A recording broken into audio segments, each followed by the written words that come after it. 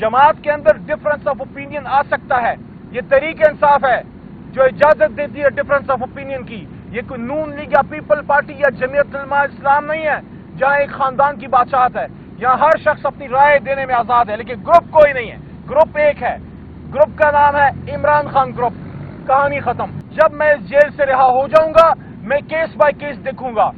न सबको वापस लेना है और न सबको इनकार है। उन्होंने कहा कि कुछ लोग ऐसे हैं जिनसे ज्यादती हुई होगी, जिन पे तशद्दुद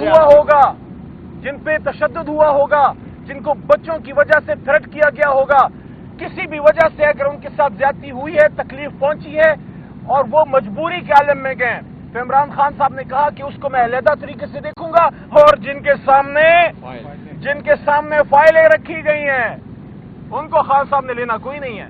तो आखिर में फिर इमरान खान साहब इस बात पे बहुत फिक्रमंद है। मेरी बात के आखिर में खान साहब ने ये कहा है कि ये जो महंगाई का बम गिराया है, ये जो बजट में तबाही फेरी है, ये जो महंगाई का एक अजाब आ गया है, ये जो पेट्रोल प्राइसेस बढ़ गई हैं, आज पूरे मुल्क में हड़ताल है पेट्रोल की प्राइसेस और महंगाई के खिलाफ, और जिस तरीके से बिजली और गैस के बिल बढ़े हैं, ये बात अब साबित होती है कि इमरान खान तो 2 साल से बाहर है इख्तिदार से, साल हो गया जेल के अंदर है।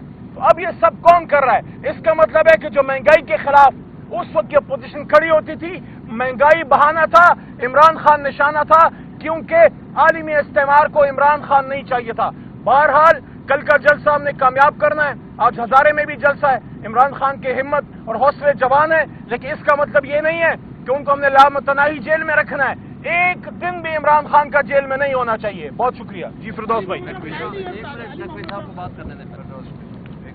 बिस्मिल्लाहिर्रहमानिर्रहीम। मुझे नहीं पता, मेरे भाई और ब्रदर अजीज हैं मेरे, ये छोटे भाई हैं, मैं इनसे बड़ी मोहब्बत करता हूँ। पता नहीं क्या बात कह चुके हैं, शायद मैं रेपिटेटिव हूँ, लेकिन इमरान खान की बात हो तो रेपिटेशन में कोई बुराई नहीं है। खान साहब के जो फैसले हैं आज के, वो ऐसे हैं कि तारीखी फैसले। पहला फैसला, जुल्म और सितम जेल के अंदर खत्म नहीं हुआ और आईएसआई की इन्वॉल्वमेंट खत्म नहीं हुई तो इमरान खान साहब भूख हड़ताल पे जाएंगे। भूख हड़ताल की तारीख बड़े सगीर में और दुनिया में सारे लीडरों ने उस वक्त इख्तियार की जब लोग जो इख्तिदार में होते हैं वो जबान समझना बंद कर देते हैं। और ये मैं बता सकता हूं कि अगर जेल में भूख हड़ताल होगी तो ये मैं आपको यकीन से कह सकता हूं कि पाकिस्तान के हर शहर में भूख हड़ताल होगी और ऐसे मकामात के सामने होगी जिनका माने वही होगा जो आईएसआई का माना था। हम अब इतना जुल्म और नहीं सहेंगे। दूसरी चीज, कल के सुप्रीम कोर्ट के फैसले के बाद ये भी फैसला कर लिया है कि हमें इंसाफ की अब कोई उम्मीद नहीं है और हम चाहते हैं कि पाकिस्तान के अंदर उन लोगों को इख्तिदार मिले जो अवाम में मकबूल हों, जिनके पास अवाम का मैंडेट हो। जो तुमने धांधली करनी थी कर ली, हम अब फिर कहते हैं एक दफा और इलेक्शन कराओ। इससे अगर इस मुल्क को बचाना है तो 54 बिलियन रुपए कोई मायने नहीं रखते, इतनी बड़ी इकोनॉमी। इससे ज्यादा तो जो है एक एक दो दो गलतियां जो इन्होंने पिछले में की हैं, चाहे वीट स्कैंडल हो चाहे दूसरे उसमें हो चुकी हैं। तो आप पाकिस्तान तहरीक इंसाफ खुली तौर पे ये बात कहना चाहती है कि ये हुक्म है। मेरे पास बहुत सारे हुक्म ऐसे होते हैं जो मुझे कोर कमेटी में, लेकिन ये वो हुक्म है जो उन्होंने मुझे डायरेक्ट कहा कि ये जाके मीडिया को अनाउंस करो। तीसरा बड़ा फैसला वो ये है कि आप दिन दूर नहीं है जब कॉल हो जाएगी और इस कॉल के ऊपर ये मुझे हिदायत दी गई है, इन सब हजरात के सामने दी गई है कि हर शख्स ने निकलना है, तमाम लीडरशिप ने निकलना है और पुरान लीडरशिप ने पूरी तैयारी आज से शुरू कर देनी है। कल कोई ये बहाना ना दे कि हमें पता नहीं था। चौथी चीज पूरी कौम के लिए पैगाम है कि ये जो बजट आया है ये अमीरों के लिए आया है। गरीब की कमर तोड़ दी गई है। जिस बजट में बच्चे के दूध पीने के ऊपर टैक्स लगा दिया जाए, जिस मुल्क के बच्चों में 44% स्टंटिंग हो और उसके बावजूद दूध पे टैक्स लगा दिया जाए, वो अवामी बजट हो ही नहीं सकता। ये जो बस साहिब इख्तिदार हैं जो इस मईशत की प्लानिंग कर रहे हैं, SIFC, ये सिर्फ दुनिया के एक और मुल्क में एग्जिस्ट करती है और उस मुल्क का नाम है म्यांमार। माजी में हमारे उर्फ आम में बर्मा, और उसके हालात देख लीजिए क्या हुए। पाकिस्तान जो तरक्की में हमेशा सबसे आगे होता था इस खित्ते की, अब सबसे पीछे रह चुका है। फिर आगे एक चीज और है कि अभी तो महंगाई के बारे में फैसले जो इन्हीं ने किए हैं उसके असरात आने नहीं शुरू हुए। सख्त फैसले की जरूरत है। मुल्क मुश्किल हालात में है, लेकिन ये फैसले वही हुकूमत कर सकती है जिसके साथ अवाम खड़ी हो। और अवाम एक चीज देखती और मांगती है कि where is the light at the end of the tunnel. रोशनी तो दिखाओ, ये अंधेरी रात कब खत्म होगी। ये माना के मुश्किलात हैं, मईशत मुश्किल में है, मुल्क मुश्किल में है, लेकिन उम्मीद तो बताओ कि 1 साल 2 साल तुम तो आए थे कि हम ये 12% महंगाई को कम करके सिंगल डिजिट में लाएंगे। तुमने 40% पहुंचा दी। और आज भी जो तुमने इक़दाम किए हैं, अगले साल ये मुल्क और मकरूज होगा और अगले साल इससे भी सख्त बजट होगा। अवाम को कहा कि ये पैगाम दे दो, इससे कि ये अवाम के मसाइल के लिए इमरान खान खड़ा हुआ है।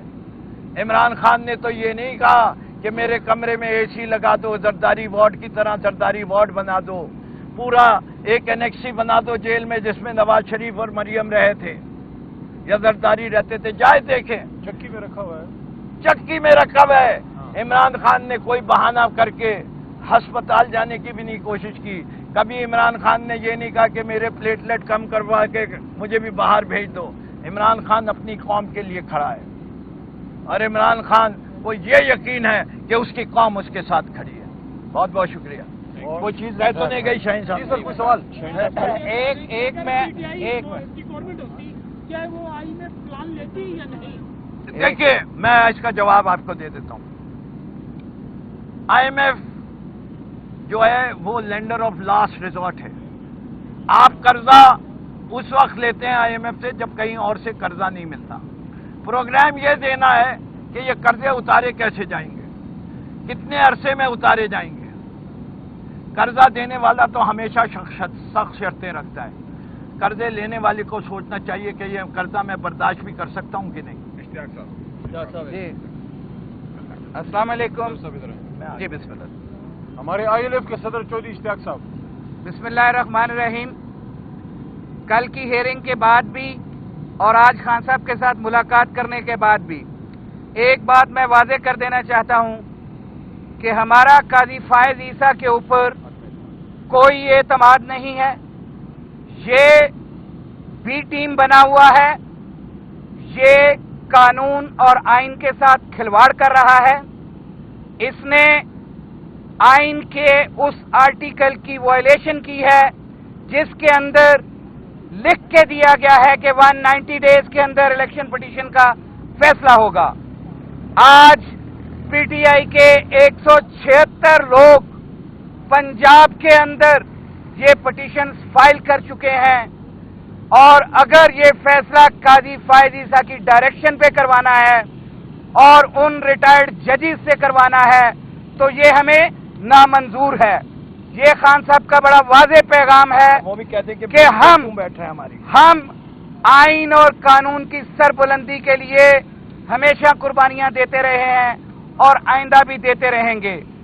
सुप्रीम कोर्ट ने अपनी जजमेंट के अंदर 5 मेंबर ने ये लिख के दिया हुआ है कि काजी फायज ईसा किसी ऐसे केस में ना बैठे जिसके अंदर इमरान खान या उसकी पार्टी होगी तो वो उसमें कहीं नहीं बैठ सकता।